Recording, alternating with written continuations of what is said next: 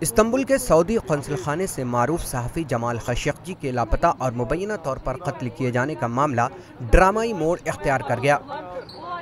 گزشتہ روز ترکی کی crime investigation team سعودی قونصل خانے میں داخل ہو گئی، جبکہ قونصل خانے کی عمارت کے ارد گرد اور اس کی جانب جانے والے راستوں پر سخت ترین حفاظتی اقدامات کیے گئے۔ بتایا جاتا ہے کہ ترک ٹیم 4 گاڑیوں میں قونصل خانے پہنچی، جن کے ہاتھوں میں مختلف فائلیں تھیں۔ وفد میں پروسیکیوٹر جنرل کے وکیل اور انسداد دہشت گردی کے ماہرین بھی شامل تھے۔ ترک حکومت نے سعودی حکومت سے مطالبہ کیا تھا کہ وہ اس کے تفتیش کاروں کو قونصل خانے کے اندر جانے کی اجازت دے، جسے سعودی عرب نے تسلیم تو کیا، تاہم اس پر عمل کی کوئی صورت پیدا نہیں کی۔